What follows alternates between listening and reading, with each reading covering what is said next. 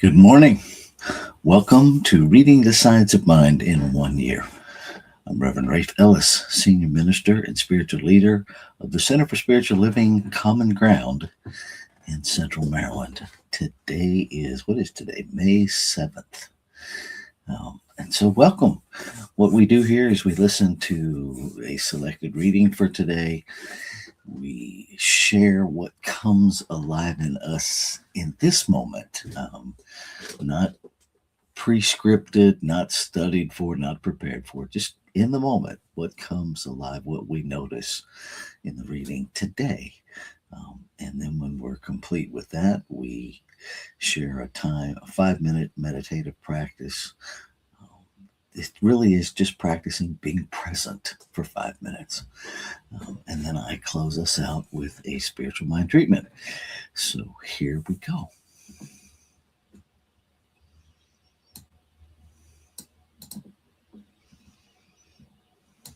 Reading from May 7th, Science of Mind, A Philosophy of Faith, A Way of Life by Ernest Holmes. Reading from page 194, paragraph 2, through page 195, paragraph 4, using inclusive language. Concentration of thought is not an effort to compel, but the desire to permit the stream of creative energy to take definite form. To try to force through concentration would be to give ourselves an adverse suggestion and bring upon ourselves the very opposite to our wishes through recognizing an opposite to the power of good, and all in accord with well-known and defined mental law in the spiritual world. We concentrate our attention. The law creates the form. This will solve one of those divine riddles which arise out of the teachings of Jesus. He was always telling his followers to believe, to have faith, and then he has plainly said, who, by taking thought, can add 1 cubit to his stature? Here he tells us not to take thought. The riddle is solved the moment we place thought, imagination, will, and concentration where they rightly belong in the creative order.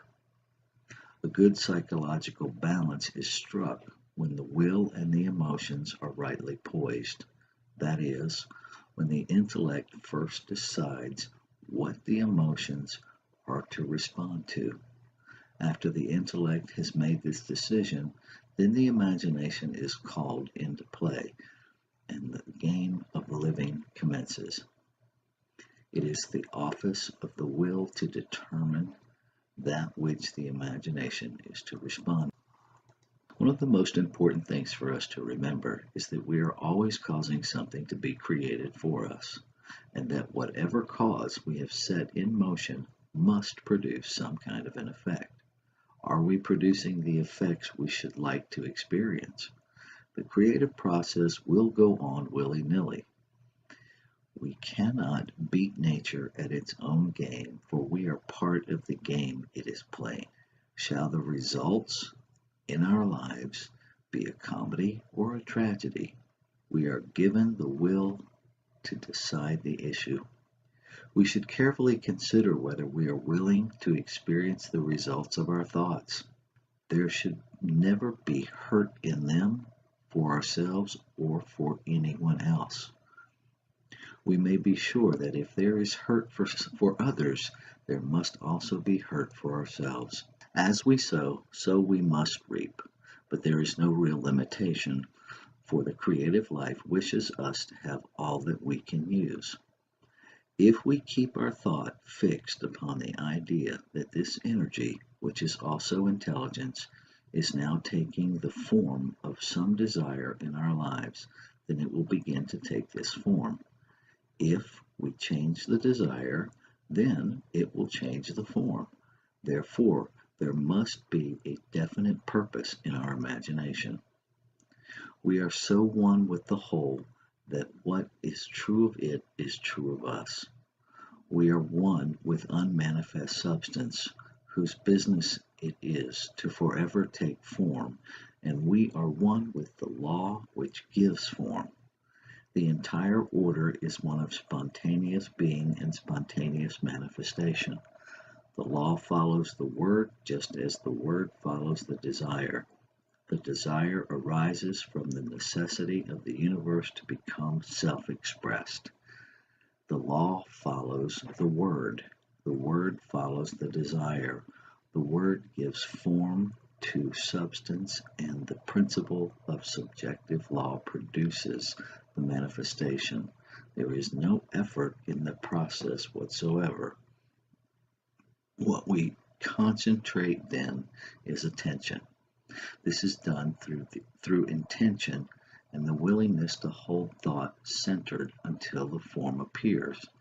It is unnecessary to learn any methods of concentration whatsoever if these simple rules are followed.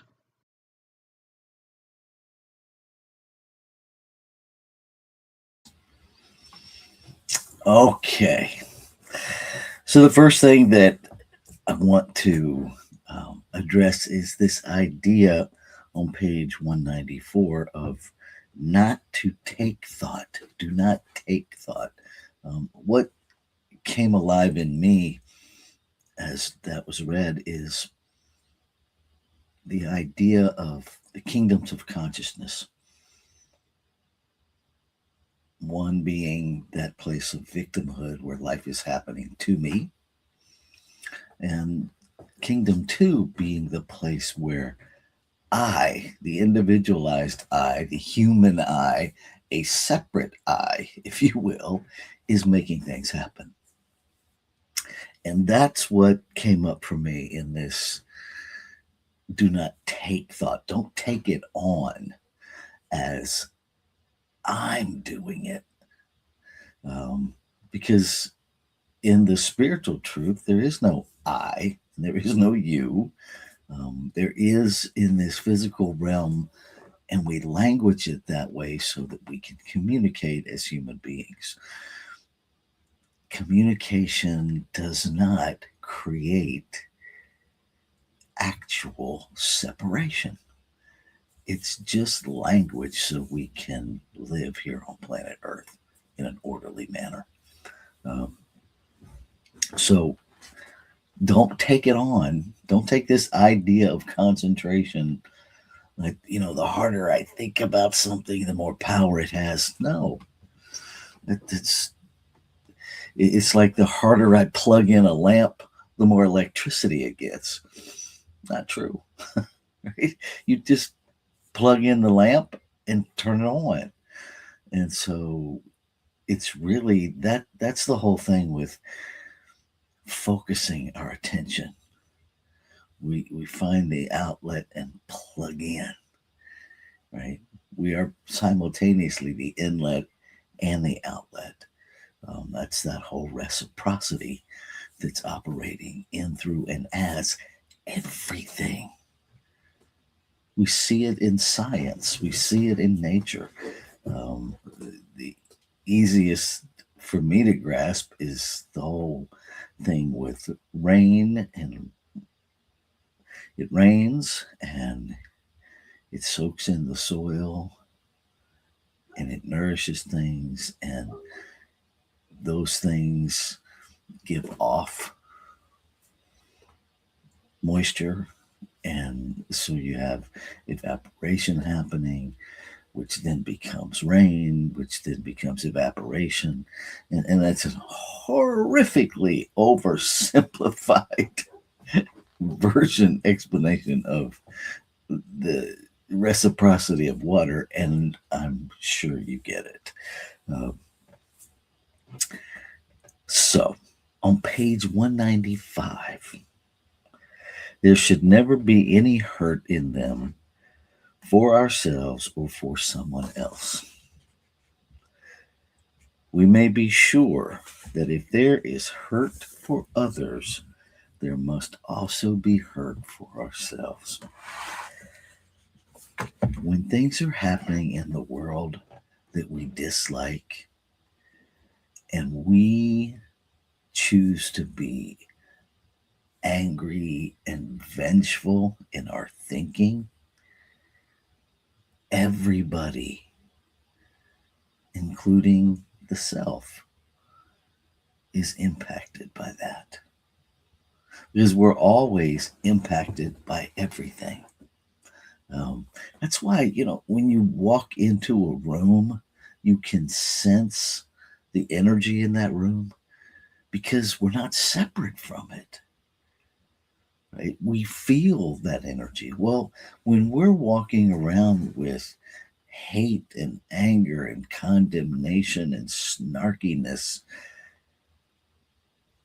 everything and everybody is impacted by that, including us.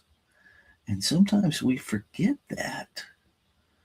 Right? We actually fool ourselves into thinking that there's a place where you'll get yours that doesn't include me. Um, doesn't work that way. And so we get to explore what's operating at the level of thought for us in that place of duality in our thinking and begin to bridge that and heal that. That thus spiritual mind healing. Right? Um, Energy, which is also intelligence, is now taking form of some desire in our lives. Then it will begin to take this form. When we know that, right? When we, and I use know not as a place of closed-mindedness, as understanding who we are, right? As self-knowledge. To know that we are the creative process in form, we are portals of the creative process. It is always working, and it is either working by intention, and we mentioned this yesterday. We are either using consciousness, moving it intentionally, or as the reading today says, it's going to go on willy-nilly if we don't. But it's going to go on because that's what creation does. That's what consciousness does. It expresses. And so, I know this is stating the obvious, but I'm going to state it anyway. If we change the desire, then it will change the form.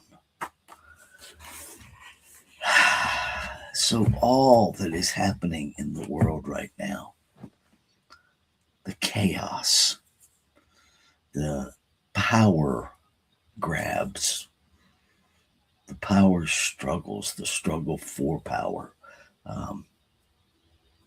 And I watch us, we keep meeting those acts of power with a different kind of power, still trying to have power over those that have power over. It won't work that way. It won't. What will work is changing our thinking, is getting clear that there's one power. One power. We can't heal this chaotic angst of who has the power as long as we believe that it can be possessed by any one individual. And then we try to stop them from possessing it. The problem is at the level of thinking that power can be actually possessed in a way that excludes other people from it. Now, I know that's a big ask. And, read the story of Esther in the Bible. We are here for such a time as this.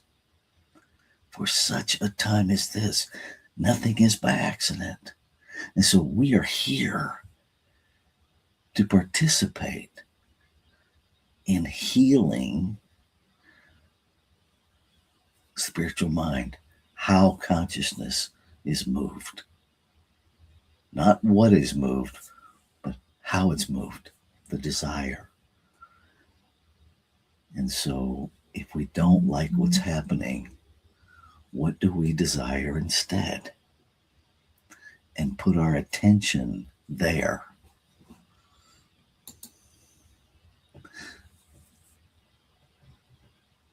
Good morning, Gail.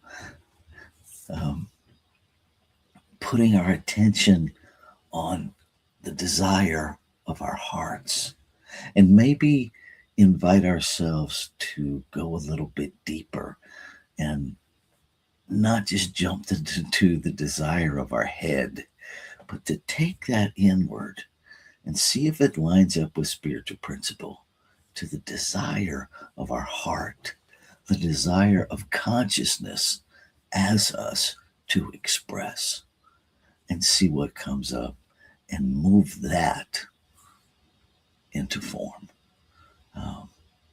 I think we will quickly get humanity aligned with the essence of its being, awaken it to its spiritual magnificence, which is what the second to the last paragraph really offers us, doesn't it? We are so one with the whole that what is true of it is also true of us. We are one with unmanifest substance, whose business it is to forever take form. And we are one with the law which gives form. The entire order is one of spontaneous being and spontaneous manifestation. The law follows the word, just as the word follows the desire. The desire arises from the necessity of the universe to become self-expressed. The law follows the word follows the desire. It's all about expression. Our opportunity is, first of all, to pay attention to what we're expressing, for crying out loud, and then do the work to get clear. Is this the desire of creation to express itself? And the litmus test for that is it the harmonious operation of one? Is what is desiring to be expressed for the highest and best of all creation, equally, unilaterally? Because if there's only one here, it seems to me that that is the ultimate litmus test. Because then we're taking care of that. There should never be hurt in it. There should never be the idea of marginalization in it. Is there a difference between thought and spoken? I don't think so, Gail. I think it's just a human acknowledgement. I think the biggest difference can be in our awareness. We have thoughts that we're unaware of, right? Thoughts that are operating at the subconscious level. And those are oftentimes way more powerful than the ones we speak about, because the ones that are at that deep, unquestioned subconscious level are beliefs and thoughts that we hold so completely true that they're automated, right? We've believed them so long, they're automated. They're just unquestioned. We know that these things are going to happen. And so we're constantly moving those unconscious thoughts. We're moving consciousness to maintain those, to manifest those all the time. So I think, the differentiation between thought and spoken, um, for me, is really awareness, right? Because when I'm aware, then I'm taking responsibility. Then I am intentional about the process. Um, we can either manifest accidentally or we can manifest intentionally, but we're going to manifest. We are consciousness in form. We are portals of self expression. You get to choose. Do you want to be intentional or accidental? And with that, we'll move into our time of meditation and contemplation.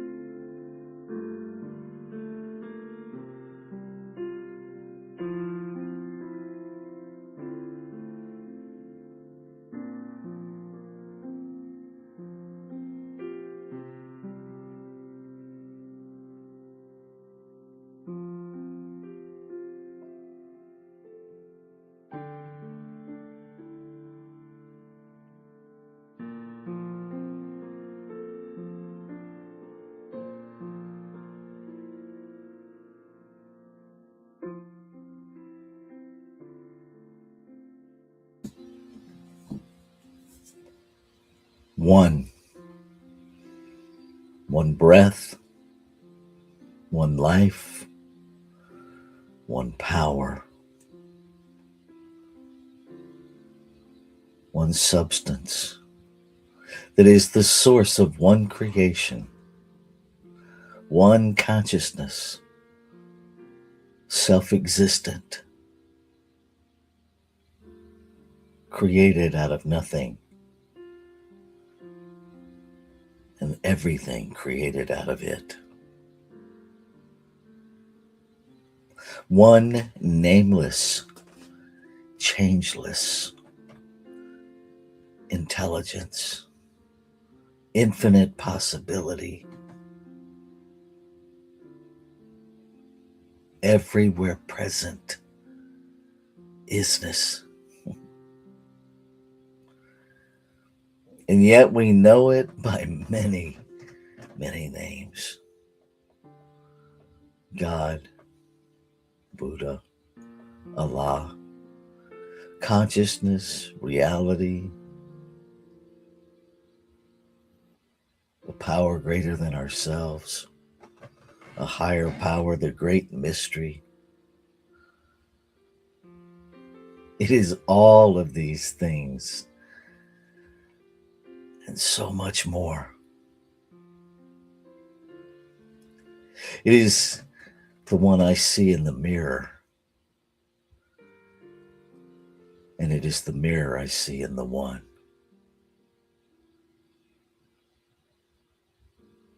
Everywhere I look, I see this one expressing itself in form. And so I know that the desire to express is one of multiplicity, is one of diversity, is one of differences, not sameness. And as I allow that to sink in, I recognize that every desire of this creative beingness, of consciousness itself, is a one of a kind, on purpose, never again to be repeated. Desire of this thing called life to know and experience itself as that specific desire. And so I know that I am a desire of creation to experience itself specifically, uniquely as me. And that the same is true of all, which in no way creates any degree of separation. We are simply individualized cells in the body of an infinite being, of infinite beingness itself.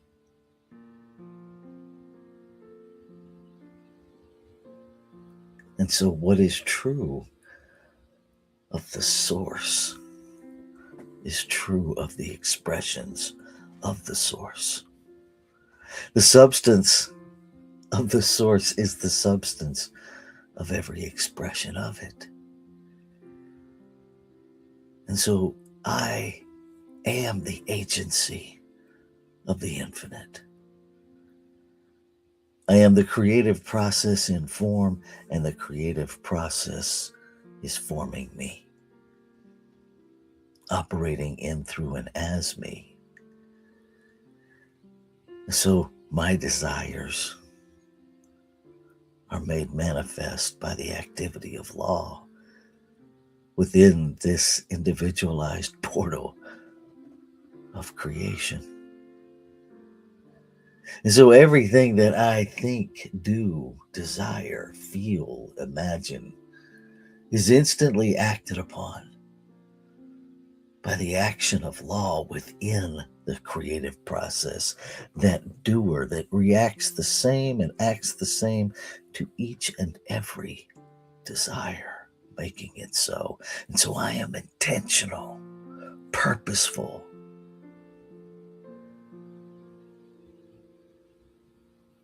moving consciousness from a state of awareness,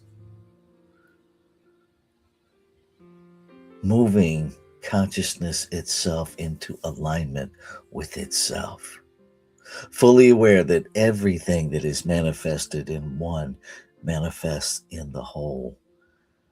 There is no place of non-impact. There is no place where any aspect of creation is unaffected. And so I desire love. I desire peace. I desire the harmonious operation of one, which is the very nature of one life, one power, everywhere present. And I bring that and hold that in mind, not as a human making it happen, but as a portal of the infinite desiring its experience, knowing that the simple desire makes it so. And so I am grateful for the activity of law. It simply makes it so. This brilliant process, this brilliant triune nature of creation itself, to desire, to manifest in form, and to be aware of the holy wholeness of it all. So grateful. And so in this gratitude, knowing that it's already done, I let go. And by letting go, I am releasing any mental hold I have on the word. I'm releasing any mental restriction that my humanness would apply that obscures the full experience and expression of the desire to be. I let it all go, and I stand humbled, holy, surrendered.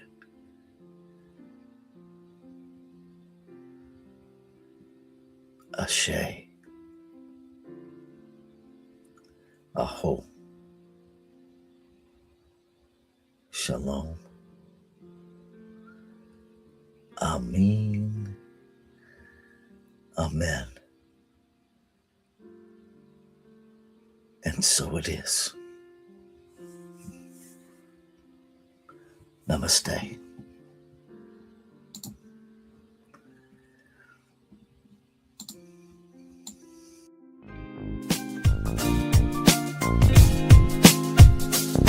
Thank you.